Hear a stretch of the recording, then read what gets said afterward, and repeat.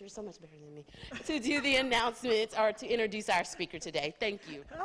You're welcome. I'm going to set this down here. This is really impressive. It says, with 5 NCEA overall national championships at Auburn, head equestrian coach Greg Williams has become one of the most respected coaches in the sport. He's put the program on the map with its first national title in 2006. Has taken home 3 national championships in the past 6 years. He's in his 23rd year at the helm of the program, the 16th while it's been a varsity sport. He has really added prestige to Auburn's equestrian program and continues to do so. He's a native of Arkansas, and he orchestrated the building of the Equestrian Center since the university's club program began back in 1996 and helped change the club program to a varsity sport in 2002-2003 season. The Tigers have now totaled 5 national titles, 2006, 2011, 13, 16, and 18, Hunt Seat national titles in 2008, 11, 13, and 18, 1 Western title in 2018, and 2 event titles this year, Southeastern Conference title in 2016, 3 Southern Equestrian Championships, 2004, 2010, 2011. Now, wait a minute, if you've gotten a national title in 18 and the Hunt Seat and the Western title, have you got like the trifecta of this? I mean, we're going to have to hear about this. His students have combined for 60 All-American accolades since the 2010 season and have totaled 41 All-SEC selections. In addition to excelling on horseback, Williams' teams have also produced in the classroom with 58 NCEA Scholastic All-Americans since the organization began recognizing this honor in 2013. He's a graduate of Auburn University with a bachelor's degree in animal science. How did a guy from Arkansas wind up here? That's another thing we want to know.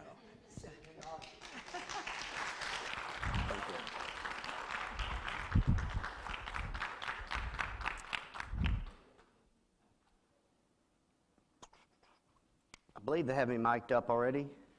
Okay. Still on? Yeah, you can hear me? Good, good. All right, now I am not going to run a PowerPoint. Through coaching, I work with nothing but college kids that I have to get a lot to happen. And the one thing we've learned in today's world, you get swiped after 7 minutes if you're not changing. So we're not going to do a PowerPoint, but there's a few things that I have to do this way. But being visual, I still hope that I can cover the rest. Anyways, it's fun to know my parents were going to be here, so some of my story when I tell might be a little bit embarrassing that I'll have to share, but it does have a point to it.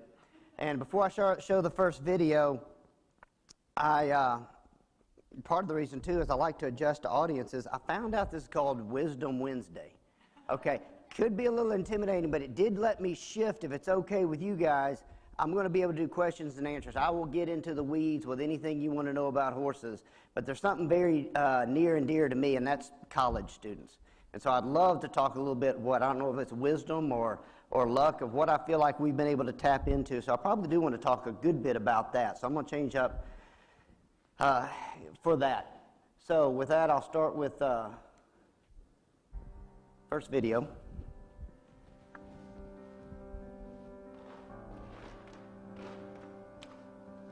Auburn Equestrian is like no other team. Coach Williams drills it into our head that we are one team, and we take so much pride into that because it's not a senior or a freshman, it's not Western or Hunt Seat, it is one team riding for one end goal, and that's exactly what we do. I think one thing that's like really special about us is Coach Williams always calls us be your sister's keeper, and I feel like that's in all aspects. I mean, just taking care of each other, always making sure that we're accountable. It's team first. All these girls, they were great riders before they came here. They've got an opportunity to ride when they get through. This is the opportunity where they actually get to pull together 100% as a team. Well, every new season we have to make adjustments because we do lose seniors and we have a whole new freshman class coming in. But for this year, we were ready to go. We knew we had a bunch of talent coming in, and we just had to really get our minds right. It takes time. You know, it took the great leaders that we had to really lead by example and show us how to get along, how to work well together, and really how to be a team. We had some difficulties at the start, just figuring it all out, and when we came back second semester, we were ready. We were ready for absolutely everything that we had to face, and we were going to face everything together, and win or lose, it was going to be as a team. We competed, I don't even know how many times, 14 times, and the days were long, but that's what we're used to. And I think going back to being in that environment that we were used to before we came to school was nice to have. Like, you had early mornings, you had late nights, you only slept for so many hours, but you knew you had to be ready. You know, I really do have the best friends, the best teammates here that really just keep me encouraged and keep me going for the rest of the week. It was exciting. It was like really exciting just to watch everyone else. Their confidence was right where it needed to be, and they just went in and threw down their best patterns. After we went 4-0 on the flat, we really had just this momentum that we carried on throughout the rest of the day, and we had so much confidence, and I think it really showed in each of our rides. I think that's something we did lack maybe at SEC is a little bit confidence in ourselves. And once we got off to a start, we were like, you know what, this is our day. We're not going to let it go, and we're not going to stop now. When Caitlin walked out of that pin, it was dead silent.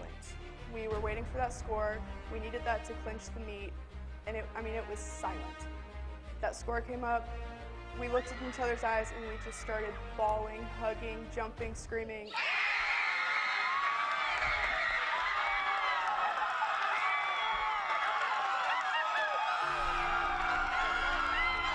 Everybody is just on their feet, crying, hugging, and then going in, walking in, grabbing the trophies, and everybody else getting their awards. Like, it's such a big deal, and it's such a long week to know that you finally came and accomplished what you wanted to do. Taking the pictures with the trophy, it's something, those are memories that'll last forever. And just being around the girls, there's so much excitement, and there's everything that you worked out for this year is literally in your hands, and it's something it's just the most incredible thing. I'm an Auburn kid, and this is what I know, but I've talked to a lot of coaches, and they say it's special. I can't imagine anything better than being able to bring something back for Auburn fans. When you march down Toomer's Corner of what feels like, your 40 daughters and have all the Auburn people there, it's just an incredible feeling. I mean, you just can't get more proud than that. When we get back here and we can celebrate with the Auburn family, that is like a feeling that I can't even explain to you. Rolling Toomers, seeing all the kids out there, seeing the families out there, it's amazing, and I wish that we could take it out to Waco with us, but it's just, it keeps us excited to bring it all the way home. So I just want to thank each and every one of you for coming out and supporting us. I want to thank the Auburn Athletic Department for supporting us, and the love and support. We couldn't have done it without you guys. This entire university, it's incredible, and it couldn't have been done without you.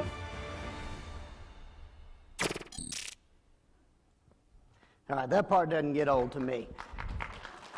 Thank you. After 5 national championships, the number one thing I guess that I get told is on the bus ride back, everybody starts saying, you're just the Nick Saban of equestrian. And once I got past the fact they weren't just making short guy jokes, I took it as a compliment. There are a couple things we do very similar. We both believe in the process, and something that I had said for a long time, and I don't remember where I kind of came up with this, but I was thinking about the will to win. You hear about that a lot as in players and in businesses, and whether it's a team that's with a scoreboard or a team in business, you talk about the will to win. And I get that, a lot of people really have the will to win. That's the fun part. What people don't have is the will to prepare. And so I had used that, and I was always proud of that. And dadgum, if I was up in Hendricks Motorsports, up in his shop, getting a private tour through it from a friend of mine, on the wall in there it says, most people have the will to win. What they don't have is the will to prepare. Nick Saban. I thought, dang it. I guess my dreams were stealing the same things. But so before I get on to the history of what we've done, I do want to talk a lot about vision. I think that's something that's going to be very important for anybody, and that's something that I practice a lot of is vision, and starting with the end in mind. And I'm going to do 2 stories because I'm going to get them out of the way. It would be better to put them in the middle, but both of them involve the University of Alabama, and I'm going to get it done now and be through with that for the rest of the time. But got to give credit to a couple of great coaches. So Nick, I know, gets the same questions a lot about vision. And the best thing I ever heard him say was, not this championship, it was another championship, his last national championship. I'm sorry, the one before this. It was at a banquet, and so he was speaking, and he got up and he said, you know, I asked my wife, Terry, I said, ever in your wildest dreams, would you ever imagine we'd be part of a program that would win 4 national championships? And she said, Nick, you aren't in my wildest dreams. So when you say he doesn't have a sense of humor, he does have a sense of humor. The other thing that, to go back to another famous coach that I did study some, and it's a different time, different era, was Bear Bryant. And it was always said that he could take his team and beat your team and turn around and take your team and beat his, because Bear Bryant is a coach. I completely love the statement. I get that statement. But there is another part to that that is not true, because the type of discipline, the principles, vision, and buy-in that's created through a team that's going to win over and over and over, it isn't unraveled that fast. And so that's the one difference that I think doesn't get told. The other thing that, I was thinking of great coaches, and I'll move on to some of our good ones. Coach Pat Dye helped me start this program here. Started a rodeo team and an equestrian team at the same time. And I will try to keep up with my watch. If you let me brag on my daughters, I can go for a long time. But we spoke together the other night, and it was a lot of fun. And he told this story that I actually told my girls, because he didn't quite finish it. It was Wednesday night when we had the hurricane come through, kind of knocked the audience down kind of small, so we got to change it up, and it was a lot of fun. And he said, there was years ago, he said, we are going to talk a little bit different. He said, it reminds me of a story years ago when there's a small country preacher starting a new church. And he got ready for his first sermon, built the church, gets time for the service, nobody's there. Well, he's pacing around, he's just nervous as he can be. And then one rancher comes in, just kind of sits in the back of the church.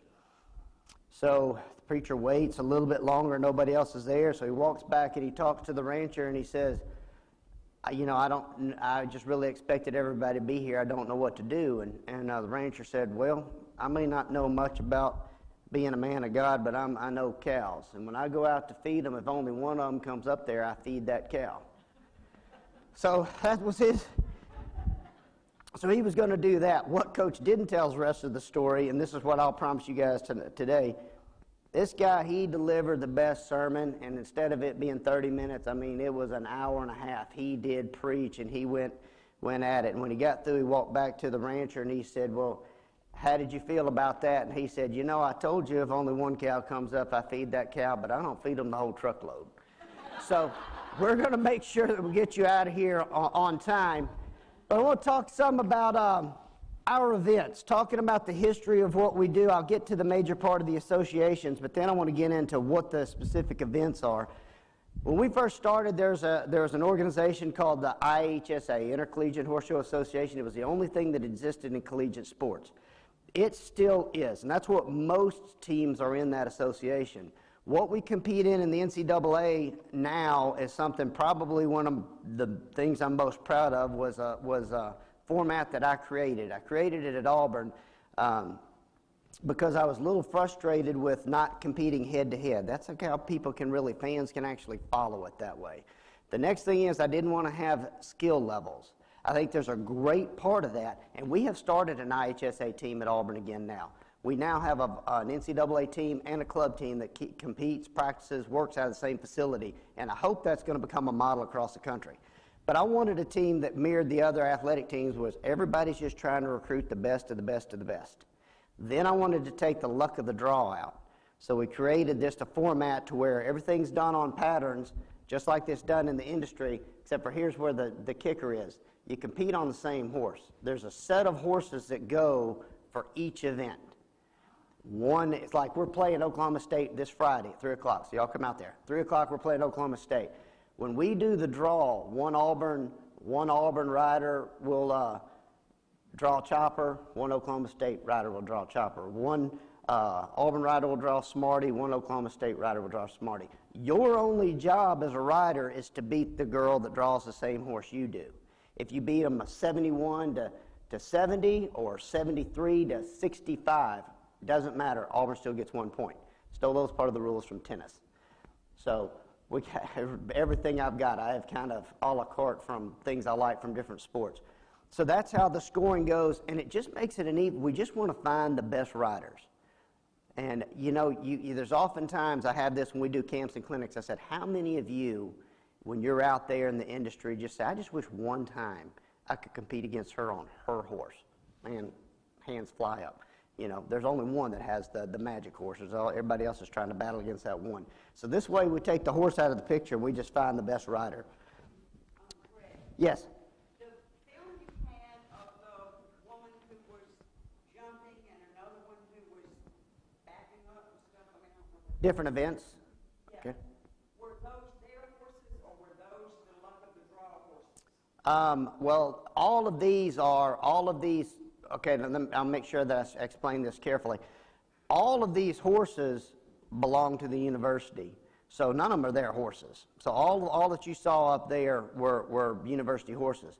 The film clips that came from the national championships weren't our schools or the school we're competing against. That's the only time we move horses. So when Oklahoma State comes here, they just fly themselves here. All saddles, horses, everything is done here. That's why we call it a home horse advantage.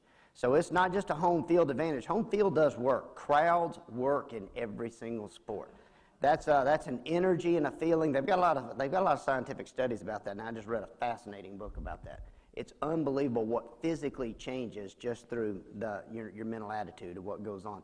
That happens, and you guys know it. You've seen it in other sports. Home fields work. We get another advantage, though, and that's the horses. Good teams like us shouldn't lose at home. What we want to do is pick up a few road wins. You have to be a really strong team to win on the road. So that's our goal. We almost had an undefeated season one time. Nobody's had an undefeated season. We almost did in 2016. We lost one time. We didn't lose. Judge made us lose, but kind of joking, just kind of. We want to pick up some of those road wins, but when we go to the postseason, we do haul horses to the postseason. They're not going to be in our brackets. They're going to be in the other brackets. It just takes such a large pool of horses that you've got to have some help doing that. So the first event we're going to talk about is one we're going to talk about the two Western events first. There's 4 events, 2 Western and 2 hunt seat. Horsemanship, this is what a horsemanship pattern would look like. If you look right there, when you're going to start, you're going to do an extended jog, break down into a walk, extended jog, corner, canter. I'm going to show you a few of these gaits because what I want you to be able to do is if you go out there and watch, you see all this going on and you don't see the rider really doing it. You don't know what all they're doing. And I'll tell you what it takes to get that done. So I won't be able to stop that video, so I'll probably just do it on here when we get through. Then we do the big fast circles. Everything is about control and precision. So now I want to watch Taylor Searles. Only 2 videos I'll do the whole thing on. Taylor Searles is a sophomore from Arizona. Now she'll break down. A little bit of a bobble there. Wasn't very smooth.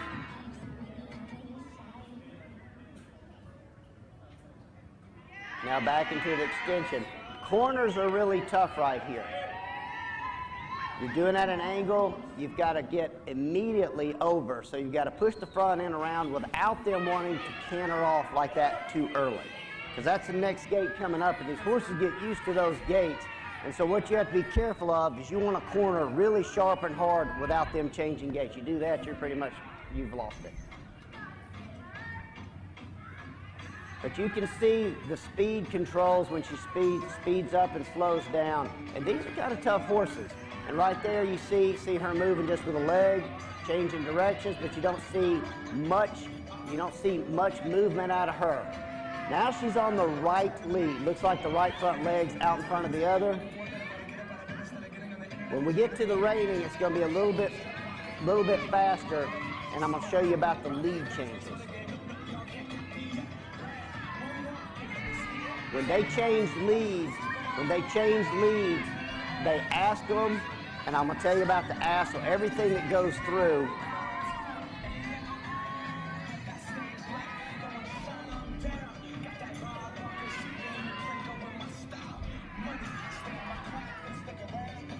All right.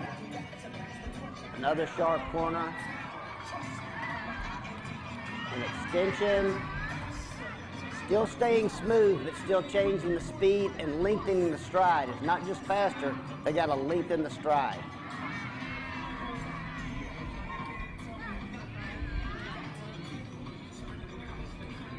This is actually a really good ride on a tough horse.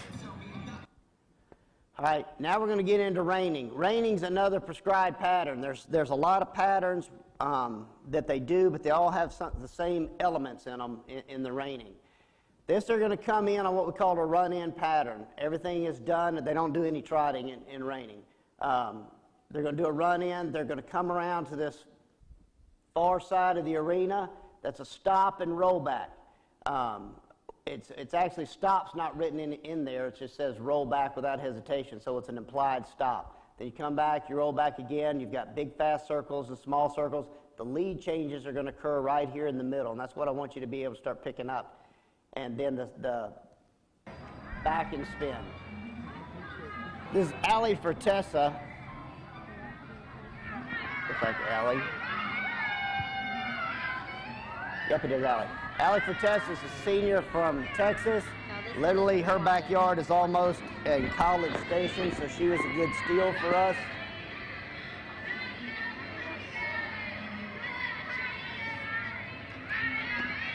She's been in and out of our lineup. She's earned a starting position this year, where she's one of our starters. They've got a decent stop, a little too much of a hesitation right there, but sometimes you have to do that in the college horses. You pick up too fast, they'll start backing up, which will make you zero. She's going to come back down this side, stop and roll back again. You look how she's waiting, patient, patient, patient, patient, now ask. Good. Scotched in the ground. That's a deduction. Now she'll start the big fast circles. And if you'll notice, she's keeping them kind of arched to the inside. And I'm going to talk about this lead change. Watch the front right leg. When she gets through with 2 more circles, she's going to come through the center. She's going to pick up the shoulder, cheat the inside rein, drop the outside rein, open her inside hip, plant the legs, and sit on her right seat bone and change to the left lead, moving his hip over at the same time. So all that's going to happen, and you're not going to really see it. So after this small circle, she's going to shift. You will be able to see her shift her weight. Now she's got to set up, cheat the reins, shift weight, sit on her tailbone, and get the swap. But you don't see all that happening. Everything is timing, timing, timing, and practice, practice, practice. That's the only thing that I say is very unfortunate about our sport. When you watch it go, sometimes I tell our girls, nobody knows if they can do it or not. You know, you watch gymnastics, you think, yeah, I know I can't do that. But you try to put somebody on some of these horses, and they wouldn't be able to get that done. Yes. Like I fly out this weekend, I'll be at the Quarter Horse Congress. It's the largest quarter horse show in the world, and reigning's been going on. This one runs for about a month, and so reigning's been going on for a while. I'll be up there for the horsemanship mainly. Mainly go to the NRHA events and to the World Show to recruit the reining. We also have Columbus, Ohio. We also have, this is the busiest time for all of the hunt seat finals too. So all of our girls and even some of our current freshmen. So if you see our lineup and you think some of his best people aren't riding, I know they were lauded freshmen, well, they still haven't aged out yet, so they got to finish their junior years, and we allow them to do that. You know, if we're going to get these great riders, we got to let them finish their junior year. So the medal finals were last weekend, and then we've got the Washington International. When I get back from Congress, I'll turn right around and go to the Washington International, which is an amazing event. If you can imagine the Verizon Center where you play hockey, and outside all of the stalls are set up, all these stalls and fences in the streets and stuff like that. So people are walking down Washington, D.C. with their briefcases just passing all these horses and stalls and girls leading horses down the sidewalk. It's an amazing sight. It's probably my favorite recruiting trip of all, I guess, outside of Wellington. This is what a hunt seat flat pattern looks like. We're not really going to go through that. It's the same thing, just done in hunt seat uniforms. It's done in actually a dressage ring. If you see this, if any of you have been around dressage before, They're not doing dressage. They just happen to use the dressage ring so that when we send a pattern or another team sends us the pattern that we're going to do, which we get 2 weeks out, we know the very dimensions of the pattern. It's Caitlin Boyle. She's from Chicago. Dad's a professional. She's a two-time All-American, which we're going to talk about those. Now we're going to talk about the over fences. This is a little bit fun because it all has to come together. You'll watch them do the specific leads, but what they will sometimes do is they're going to actually change leads in midair. But they're telling them when to leave the ground. And this, they're also doing a certain number of strides. This one's not a related distance, but I think we're about to do a line. You have to do them in the right number of strides, or again, you're going to lose. So they got to tell them when to leave the ground. I think this is a 5-stride. Yep. 1, 2, and a 3. Yep. Okay. You leave the ground, come down on the ground the exact same even distance. You got to hit the right distance. Trying to remember this course. She should be changing on this. Okay, did you see that? Where she changed lead, she was on the right lead in midair. So they're telling all this, not just when to leave, but they're doing pace. They're doing the pace, the distance, and the track is how they get to each fence perfectly. You miss by this much, you lose. So what looks like kind of a big event is really just a game of inches. And all you have to do to have to make it up, if a horse kind of loses their footing a little bit, they have to change their pace and track in the next stride, or they won't be able to hit the exact distance. This is Michaela Langmeyer. This is one like when we play Texas A&M here at the end of the month. She won't be here. She'll be at the Capital Challenge. So, you know, we'll be without her, and she is a phenom. Both of her parents are professionals. We had to have a chat with our hunt seat squad, so nobody's going to feel sorry for us, but I'm going to go ahead and get into this. Our recruiting right now, and I want to talk how we got there, but our recruiting right now is we've got every one of our starters plus one, where we're starting 5 per event. Every one of our starters on the hunt seat side plus one would be the best rider on any other team across the country. So we had to say, guys, we got to share the ball some. You know, we're going to lose 4 All-Americans this year, but until we do that, we're just really deep. And they said, you know, Coach, if you didn't think that we hadn't already been having this conversation, and I said, okay, but they said, we're good. You know, they got it. They knew when we recruited them. This girl's a freshman. She's trying to get in here, get through her 2nd, 3rd week in class. You guys, many of you are affiliated with the university. You know how difficult that is on freshmen. She then has to fly home, ride her horse one day, fly back for class. This flies to Connecticut, rides her horse one day, flies back to class because the horse is being shipped to Belgium, goes one more day of class, then flies to Belgium to compete for the U.S. team. So, I mean, it's just a phenomenal group of players, and we're excited to have them. And Olympians in this sport generally are older because it's a lot of politics involved, and it's the horses. There are some, you pretty much would have to be billionaire status to get the horses in there, so it's usually a work. We got a couple that will be in the Olympics, but it'll take them a while. You know, if you watch most of the Olympics right now, most of our team is made up with people about my age.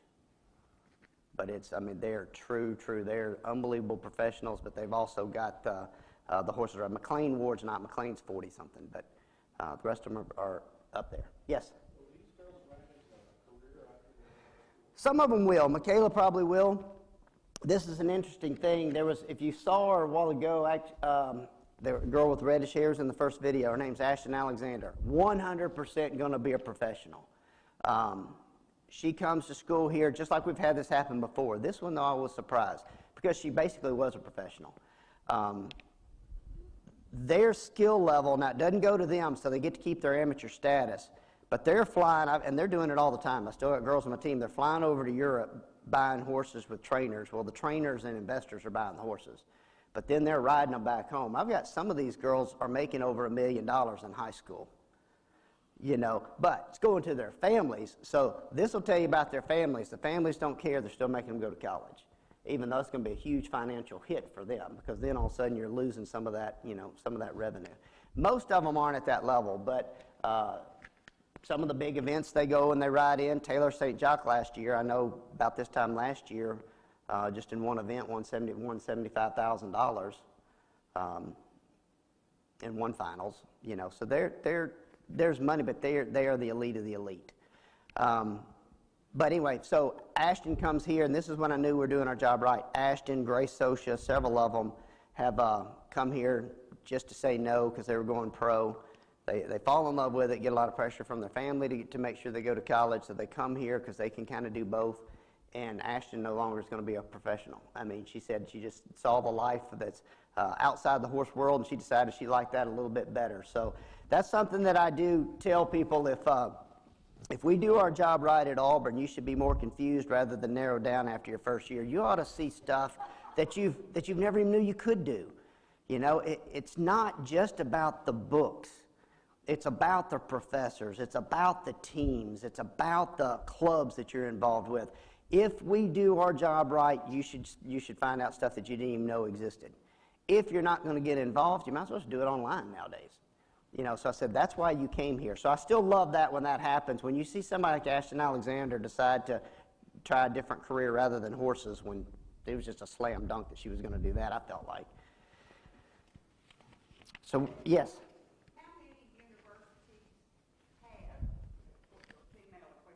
An NCAA team, or an NCAA team. There's 23, but Division III doesn't count at all. In Division III, we would double in numbers because a lot of the Division III schools, that's what their whole program is centered around. There's a lot of schools that are equestrian oriented. Some of the smaller D3 schools. I hope they'll vote it in. That's another political ramification from some of the coaches afraid that they would lose their jobs if it went NCAA. So, and that's just simply all the athletic department just has to check a box. It's nothing really that magical. The athletic, they just check a box. Now, it's pretty much ruled in. If you check the box, you need to at least be helping them and giving them, helping them travel and do something like that. But as soon as an athletics association checks the box, then they're good. They're good to go. We started here. I did. My parents are out here, Mike and Carolyn Williams. I grew up here. I'm from Arkansas originally, but to me this is my hometown, and this is what I know, and I just love this place. But I was a professional in the horse business. My wife and I had gotten back to Alabama from Oklahoma. We already had our first daughter, wanted to be closer to her family and mine, and then got down to Mobile, and it was just so hard to make a living in Alabama. We were about to move back to Oklahoma when Auburn called. Said we wanted to do something with the horse program, it's the animal science department. And I didn't really want to get out of the horse business at that time. We were young, and I said I really wanted to pursue that career, but I thought, man, if I could work with college students, which weren't much younger than me, college students, horses, and be able to raise my kids in Auburn, Alabama, I mean, I just got to do it. I just got to do it. So we did it, and I was working with the teaching and research, and I started a rodeo team and equestrian team at the same time. Coach Dye and I thought that the rodeo team was going to be the bigger of the deals, and at the time it was. My problem was I just couldn't keep them passing school. You're competing against teams that they don't even have classes on Fridays because of their rodeo team. And then you've got, us at Auburn where it's a serious curriculum. And, I had, finally when I was closing it out, I had one bull rider that he called me one time and he said, Coach, I need some help. I said, well, what do you need, Danny? And he said, I got to drop a class. I said, another class? We've adjusted your schedule 3 times. I mean, it's the middle of the semester. Now, how are we going to drop this class? He said, well, I can't find it. I said, you can't find it in the middle of the semester? He said, nope, can't find it. I said, you found the arena at Minnesota this weekend completely on your own to get on a bull, and yet you can't find a class on campus. Nope, can't find it. So that's kind of what I was dealing with most of the time. The other one was the steer wrestle. We were out there working out one morning, and the track athletic trainer had somebody that had come off a knee surgery, and they were running this kid and running this kid and running this kid. To a track athlete, it wasn't a big deal. To these freshman rodeo kids, they were like, holy smokes, are we going to have to be doing this while we're here, And one of them kind of came over and said, hey, so Coach, what are they doing to that kid? And I said, rehab. And he turned to the other. He said, I am not drinking anything as long as I'm on this campus. I said, not that kind of rehab, idiot. So that was my life. And then I had a group of girls. Busting their tail. That, you know, we started small, and I said, if we do things right, you're gonna influence girls that hadn't even started school yet.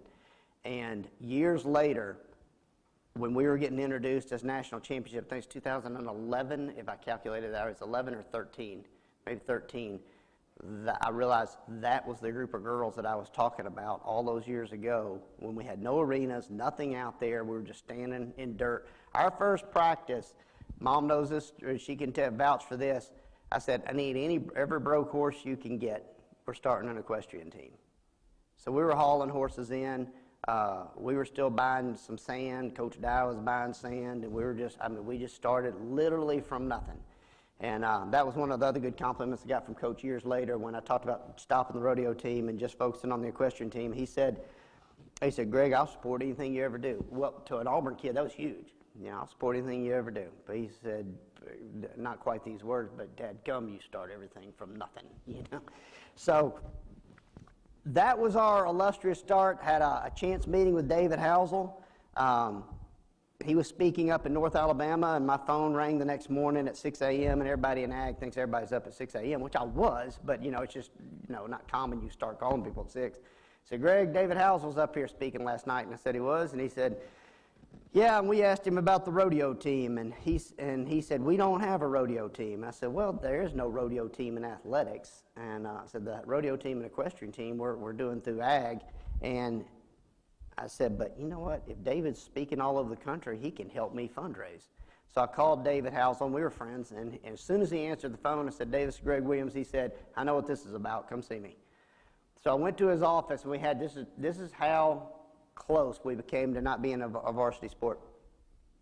I just wanted some help, and I started talking about the equestrian team and the rodeo team. And he said, and I told him, you know, we got 25 girls on the equestrian team, here's what they do, and here's on the rodeo team. He said, well, back up, tell me about that. You got how many girls on that team?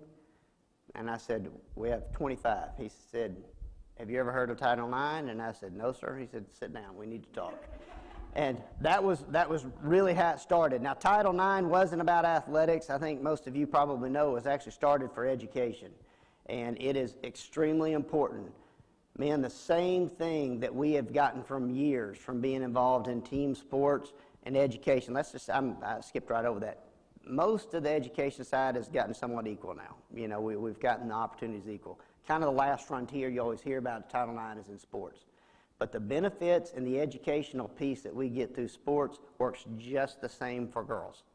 Just the exact same. The number of dual income households has risen just in 40% in just the past, I wish I'd looked that statistic up before I came in here, just like in the past 10 years. There's hardly any just single income families anymore. The fastest growing demographic in the U.S. right now are single moms. Listen, they need the exact same benefits that we have. So I'm a big proponent, not just because of my job, but I am a big fan of Title IX, and I've watched what it's done for girls. I get the phone calls back, you know, years later. Got one last night. You know, it's just amazing what they've learned by being pushed further than they thought they could. So that's how we got started. So then he said we need to get Mississippi State and Georgia to add on at the same time. Now remember, I'm just still a horse guy at this part. I hadn't been in athletics, so it was, you know, I hadn't gotten used to talking to coaches. And so part of the fun for me was all of a sudden I started getting calls about once a week from Vince Dooley. Well, if you're an Auburn guy, I mean, you know, you love that, you know. And if you don't know Vince, he is a visionary. But he would call me at night and he'd say, Coach, let me tell you what my naysayers are telling me. You know, and then you talk about hauling the horses and all that. So we don't haul the horses, and I explained all those things to him. So it was really, really fun. And through the years, I learned something from him.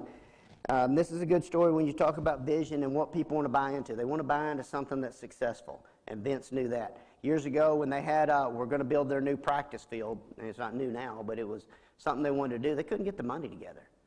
And he told Coach Schaefer, John Schaefer, who's a friend of mine, he said, John, what we need us is a bulldozer. And he said, Coach, those are expensive. He said, well, just find me a bulldozer, and then people will start donating, I believe. So John calls around and says, blown away by how much bulldozers are. He finds one that's a junk that doesn't even have a motor that'll run that he could get for $5,000. Everything else is off the charts. And so he calls Coach Dooley and he says, Coach, I mean, we can't afford them. And I said, I found one for $5,000 that just won't even run. It's just a pile of junk. He said, get me that bulldozer. So they take a crane and hoist this bulldozer off, call Herschel Walker back. They all put hard hats on, get their picture made in the bulldozer, had all the money raised in a month. I mean, that was another lesson that I had in Visionary, what people want to give to. The other thing is about building teams, and we're going to get out of here quick.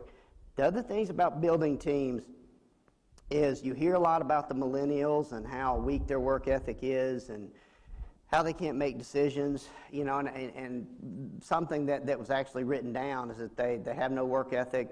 They're disrespectful to parents, they're disrespectful to teachers, they don't pay attention to studies, they would rather chat than they would write. That was written by, not Socrates, Cicero, 250 BC.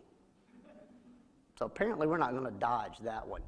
We are at an epidemic now that I think is a problem, and this is my own theory. This is just Greg Williams' theory. I kept wondering, why are phones making it so much worse? And now I realize this is my theory. They no longer have to make a decision, they just call. And it hit me when one of our freshmen, she was a 29 on the ACT, and we're talking to her, filling out our meal plan. And of course, when you try to do something like that, like big kid stuff, it's a little bit intimidating to them nowadays. And she said, well, I just really don't know what I do. And we said, okay, well, how many lunches do you eat in the wellness kitchen a week? And she goes, I don't know, I'll just call my dad. Well, your dad doesn't know how often you're eating in the wellness kitchen, but that's when it hit me, is now they no longer have to be responsible for decisions. They literally call for everything. So I'm on a campaign with all our camps and clinics, all our recruits, as I tell parents, and some of you are parents and grandparents, start teaching them to not answer. Not answer the phone, but just say, listen, I know you probably can figure that out better than me, but here's the kicker. They're going to have to go to bed with their pillow clenched between their teeth because not answering is going to cost them time and money. And that's where we've gotten to the point now. We just don't want to lose the time. It's easier to answer the question. So that is my theory on that. But if you will reach down and meet them, we have one group that talks about, well, he was a consultant, came and talked to us, and he said that all the studies show they do care. And they do care about, things going on in the world. They do care about our government. The problem is they just think liking it on Facebook counts as doing something about it. So he calls them slacktivists. And that's where I think a lot of it fits. But they still will rise up. And I think they're better equipped for the future than most of us are. But you do got to meet them and bring them up to the bar now. Used to, you just kind of held the bar up and kept, daring them and challenging them to hit it. Now you got to kind of bring them up to it, but they can actually move the bar even higher now is what I'm finding. And you can look at our results, and I think it's working. I first found out about the challenges when I was recruiting down in Florida, and I was waiting to meet a kid at a school, and there was an assembly going on, and they had all the branches of the military in there. And there was an Army officer got up there, told about all the advantages of being in the Army. Then there was a Navy recruiter that got up and said, here are all the advantages of being in the Navy. Same thing for the Air Force, through all the branches. The last one that went was a Marine, and he just looked like a drill sergeant. Got up, takes a mic, and he said, not everybody's cut out to be a Marine. Those of you that are, you know who you are. I'll be in the back of the room. He got covered up with people. And I thought, all right there, challenge. So I do a lot of that. I do have to challenge differently now. I used to challenge a lot up front. Now I got to kind of slowly bring the challenges out. But the good ones are going to accept that. The good ones still want to be measured. The good ones still want to succeed. You just can't hit them right in the face, like we were used to. You just can't do that as much anymore. So make sure that I cover the recruiting is critical to us. I had a very first, 2002, because the very first donor function I got to go to, there was a donor that said, you know what, I want us to start recruiting legacy people. You know, I don't care about the stars. I just want to, you cut them open, they bleed orange and blue. And I remember thinking, you know, it all sounds good, but you're going to lose, you know. What I did find is we go for the talent and character, then let Auburn get in them here. We very much work on a vested interest here. I'll finish with the vested interest part. But we work on the practices, we stay on the fundamentals, and the fundamentals may be boring. I interviewed people that were in the NFL in the Super Bowls. They were doing the same blocking drills 2 weeks out of the Super Bowl that they learned in high school. You got to stay on what got you successful in the beginning. So I probably got the 2 best position coaches in the country. Surrounding yourself with the best staff is huge. And so I'm going to end with this. So it's this town that I believe makes our recruiting good for our sport. It's just a perfect fit. The university's a perfect fit. People love it. Some of them that were already guaranteed they were going to go to a Texas school because that's where they live. Their parents are trainers. They're going to stay home and help work. They come here and they say, we didn't even know a place like this existed. And I had to ask, you know, again, I'm an Auburn kid. So I asked one of my friends who's coached all over the country. He's now the head coach at Boston College. I said, what's different here? This is all I know. He shut my door. He said, Greg, we said the same crap at every university I've ever been at. It's just true here. So thank all of you for helping keep that piece, because it is critical. Shoot, there was one more thing that I think I was going to add on that piece of recruiting. But, it was about getting them to have a vested interest. I don't know how big our program would get, but we've done it all ourselves. Athletics is starting to get a little more involved now, but everything we've done out there, we've done through private funds and fundraising. The new barn, you see them going up right now, we're doing that all through private. Every nail, every fence in those arenas, and actually all the arenas but the covered one, has been built by me and the girls. Physically digging the holes, putting the post in, screwing every board, painting them. So that's something that's really good. When you come out there and you see the jumps that were just repainted again this year, done by Auburn Equestrian. So every morning for the first 3 weeks, instead of showing up at workouts and practices, we're out there painting and building from 5:30 in the morning. And that place is theirs. You hear a lot about protect this house and all that. Oh, you better believe it's their house. And they will protect it. They will fight. A great story, we're buying paint, and I tell our director of ops, I said, you know, don't just buy it at a general store. I said, I think we've got a contract now for paint. So she goes to where we're supposed to be contracted to Sherwin-Williams. So she goes there and she said, you were right. She said, we got a huge price break. The price went from $40 and $50 a can down to $14 a can for the university contract. I said, that's great. Next day she comes back. We had to send her back for some more. The next morning she comes back and said, I got to tell you, 2 of the cans that were, I thought, mislabeled, they were $45 a piece. And I said, and she said, so I took them the bill, and I said, no, we're supposed to have a contract. And he said, this is your university contract. University contract says every color except for red. So that's a true story. We got no break. And I said, I love this town. I just love this place. All right, so any questions that you might have for me? Yes, I'll start in the middle, and then, yes.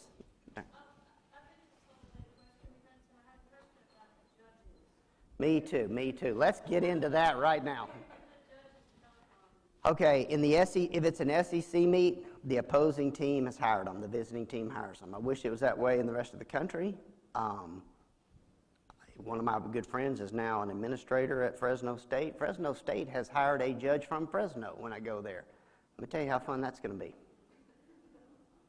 So it's tough. They all got to be carded judges. I'm now got made chair and want to be chair of the competition committee. I'm going to be stressing that again. Just once you get a card doesn't mean that you're a good judge. It doesn't mean that you're going to stay a good judge. And good judges will become bad judges if they don't continue to judge. We had a conference call this morning about a judge messing up at Waco. Nothing we can do about it, really, but I said, you know, this is what I've been saying. This judge is judging once a year. You know, we need to be having judges that are doing it more often. And but, you know, everybody's budget, and I'm sensitive to budgets, but if I'm going to spend $30,000 flying an entire team out there, it's our senior trip, so it is a little bit more than usual, but, you know, we're going to stay out of California. It's an expensive deal. I really don't care about you saving $700. You know, we want good judges. But you don't throw away the baby with the bathwater. Us in gymnastics will be dealing with it till we die. We're going to move to 5 judges. That's another thing I campaigned for and raised the money for 5 judges at our national championships per event, and that's going to help us a lot. We would have 2 more national championships, I fully believe, without being biased, if we'd had solid judges. At least 2 more championships. Yes? Recruiting. It's a major event. It's called the Washington International. I leave for that one Thursday after practice. Not tomorrow, but a week from tomorrow, right after practice. Okay, there are major shows going on all the time. What some people don't realize too, the horse industry is $122 billion with a B dollar industry in the United States alone. It's huge. And unless you're in it, you don't even know all this is going on around you all the time. You know, you see a few of the pastures and barns and stuff like that, but there are major events, and particularly on the hunt seat side with some very, very wealthy people. And so the Verizon Center, this will be going on for a week. And so all the high school kids we're going to be recruiting, there's something called equitation classes. We will be watching them compete in the Washington International Finals. Do you take other people from Auburn, other faculty or anything, or do you go yourself? No, just go ourselves. Just I mean, if somebody can go, they're welcome to go. I do, as a head coach, I go to Hunt Seat and Western. I think it's important, and it's something I teach my coaches when you become a head coach, be in both arenas and be involved with recruiting. It's the important piece. So it just, you know, then there's a lot about coaching them and keeping them between the ditches, but you want to try to get the right people, not just talented people, but character people. And then you got to have the work, because they're going to come here, they're going to have to work, and they got to buy into that. And some of them quit. Everybody wants to be an athlete when they're watching, you know, Remember the Titans and stuff like that. When they're watching on TV, and they love seeing the mean coach. They love them practicing in before daylight in the mud and all that, until it's them. When it's you, it's a whole nother story. You should see, there's only 2 sports houses we are, us and football. So we got the greatest workout facilities, and you ought to see the parents' faces and the kids' face when they walk in that indoor.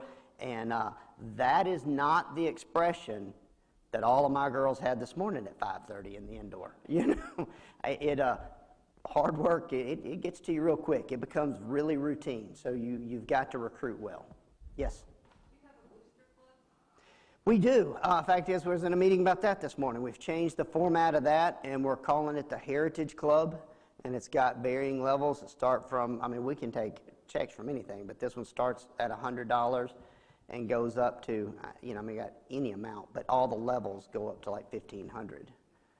And we have a donor lounge for those that hit the national championship level, and that's been fun because that kind of mimics the other events that some of our parents are used to going to, you know, where we have live music, full bar, food, and all that stuff, and air conditioning, so you can watch both arenas at the same time in comfort. Yes? What's that? No, we don't. Everything that we get horses donated except for some of the reining horses. We have to purchase some of those because they're so hard to come by. We are the rescue program for ex-show horses. People that just have some that can't stand up to the rigors of competing anymore, or they're just not good enough. And some of them are just pain in the butts to ride, and the owners are tired of them, you know. So they donate them, and they can come out better with a tax write-off than they can trying to keep up the expenses of keeping them around. So, but then with the reiners, we do have to purchase some of those. So Tigers Unlimited does handle our fundraising too, by the way, or me. Me and Tigers Unlimited. Yes? It's directly across the street from the vet school, and something that I'm looking at, and I know Calvin Johnson, and well, I just found this out yesterday. So Dr. Johnson, the dean of the vet school and the dean of the ag, Paul Patterson, we've been brainstorming. I really want to have a concentrated sports medicine program. We right now have the #1 ranked vet school in the country, besides Wire Road cutting in between us, on the same campus with the #1 ranked and current national champion equestrian team. We need to be blasting that all over everywhere. You know, any of you race fans? Race horses, like watching them run? You know, we've got Seattle SLU. Those are Auburn grads that own Seattle SLU. But more important than this, Coach Dyer reminded me of this. I thought, why aren't we blasting that everywhere? Bold Ruler was saved at Auburn University. Now think of the lineage, Secretariat, and those that would never be in existence were it not for Auburn University. There's a few things we've missed the boat on. We're about to get on this one of partnering the vet school up. Dr. Johnson and Dr. Patterson and I, we were all in high school together. So there's 3 Auburn High kids that are trying to give back here. Yes?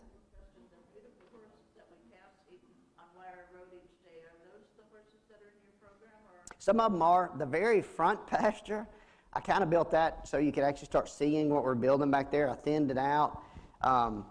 The kids laughed at me. I call that pasture purgatory. It's mainly for vet school horses, and it's for ours that just really need a new home. So we're just kind of waiting to find them a new home. But then the right side and all the way back, yeah, we ride them every day. Every day. Yes?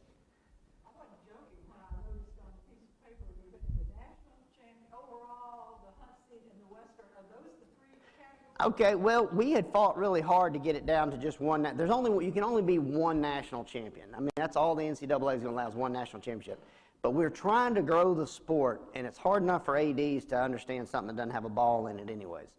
And so the one thing that entices them a little bit is the thought that they can at least win some titles. So we went back to our old way. So some of these schools, they only have a hunt seat team, so they can't go varsity. So now we're creating hunt seat championships. But when it becomes a championship sport, we have more athletes and more teams in some sports that are already sponsored by the NCAA. But they've kind of held us up to say, we want you to get to 40. There's a lot of stuff going on in sports. We'll all see what happens in 2021. The SEC contract will be up. That's going to be something that Allen's going to be. I mean, he's watching it close now, but there's a lot of things that they got to figure out how to cover right now. The arms race is out of hand in football, predominantly football, basketball, and some of that. But it's what you got to do. I mean, it's a tough deal.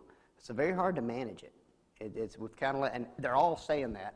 But I said, well, it's still up to you to fix it, So all those ADs are going to have to somehow say, we have to rein this back in a little bit. We had a great model, but we're losing it. 30-35, the ESPN contract comes up. And ESPN, if you watch all the layoffs and stuff that's been going on with them, they haven't figured out how to monetize their app. It's their own app that cut into their profits. But they figure out how to monetize it. Maybe they'll save it. If they don't, then we're all going to have some huge TV cut contracts. So we'll have to figure out how to make the difference up there. Yes?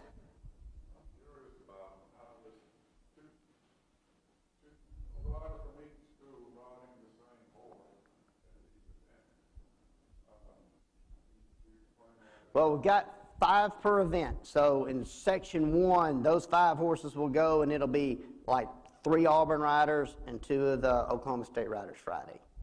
Then the next section will load up. Whichever one had Auburn riders on it will then have Oklahoma State riders on it. Whoever had the Oklahoma, the 2 horses that had Oklahoma State riders, they will then have the last 2 Auburn riders on it. Well, they get a breather, but these horses, they're athletes, so they get fit. And each rider gets a 4-minute warm-up. That's all you get on them. So literally, these athletes, when we fly somewhere, they get 4 minutes on a new horse, and they got to beat somebody that's already familiar with it.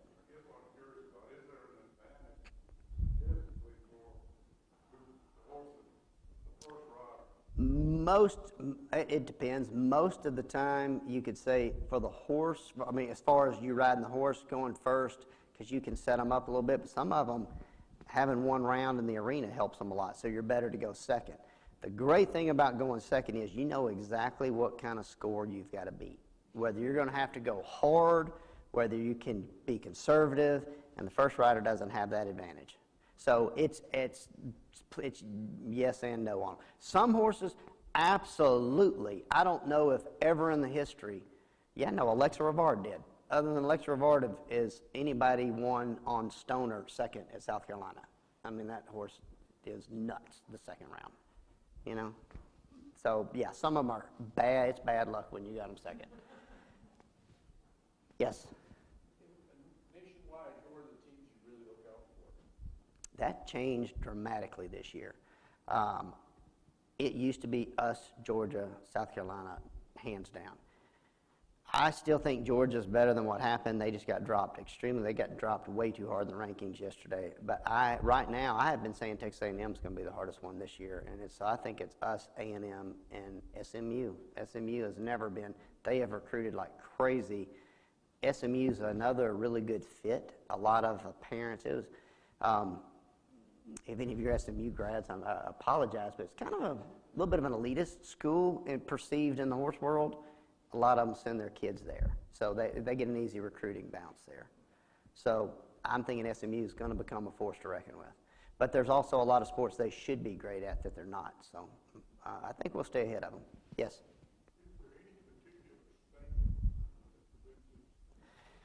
Yeah, in the hunt seat world, it's not a state, but it's the New England area, Connecticut, Pennsylvania, New York.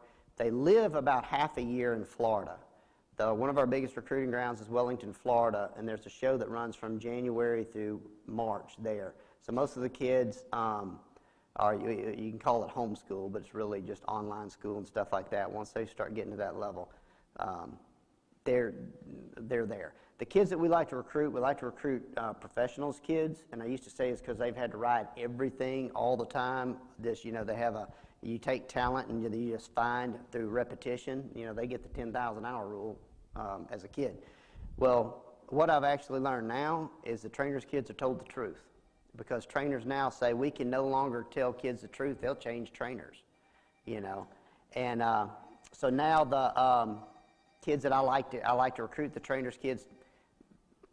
Parents don't care how they feel. They tell them pretty bluntly how they're riding and actually which horse they're going to ride. They'll be walking courses. You walk the course before you jump. I mean, you check the strides, you kind of make a plan. They're literally having to do it, don't even know which horse they're going to get to ride in that class. So they get good fast. You mentioned the vet school and working with Calvin and also.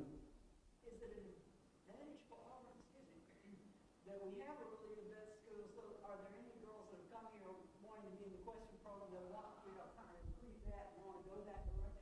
There are some. We've got a number of them that have gone to vet school. We're very diverse. We're very diverse in our academics. The only one we don't have much of is engineering. I always find that interesting. But we've got med school, law school. We've got some in med school now, some finishing med school. Law school, a lot of business, and then a lot of sciences, as you can imagine, a lot of them being some type of biology and animal science. But there are a number of them in we always have some pre-vet students. But it's well, yeah, and what I really hope isn't so much for our team, but for the club teams, and we're right now creating a situation that we'll be able to provide the horses for the educational piece. The club team helps with that too, and so we're really trying to build some synergy by getting everything together and under one. I'd like to see it under one umbrella. Is just my dream. Collaboration is going to be the future of it. I mean, that's the only way to stay afloat nowadays. Yes. Have any of your camps, or kids who have come to the camps, have any of them come on to be part of your team? Well, we don't do kids camps anymore. No, we couldn't. We just, again, this is probably one of my greatest sources of pride. The number one school talked about in the country in high school and junior high kids is Auburn University in the horse world. That's a lot of fun, but it also creates a lot of demand, and we just didn't have enough room. Plus the type of horses we have now, we just don't have hardly any that are good for little kids to be on. And so we had to switch our focus on that. But, we have had some, yes, going into the show world, but we do use our camps and clinics heavily. Over 85% of our roster comes through camps and clinics, but they also do it sometimes. Olivia Tordoff, she's committed on social media. Got to be careful when you mention somebody's names. She'll be signing in November. She's won a world championship. She'll be back in camp this winter, I think. Maybe summer, but I know she's coming back. So it's the camps and clinics are huge for us, and that's also where we get to find some kids that don't have the horsepower to get names, because I tell you, the horse is a big part of it in high school. And if some of them don't have the horsepower, but they're extremely good riders. Haley Ionati, who's on senior on our team now, rides 2 events, is a double All-American multiple times. Double All-American multiple times. Found her through camps and clinics. You know, nobody knew her name. But she was, I mean, she's unreal. So we love those for us. They're critical. And we can rule out some that have a name and they're not that much when you put them on college horses. All right, I tell you what, I'm going to stay here. So anybody just needs to chat or ask questions, but we'll let everybody else be able to be free to move on out. And I thank you guys for letting us come out. I hope you can come out. If you can come out 3 o'clock Friday, you'll make a difference in our riding. I do believe that.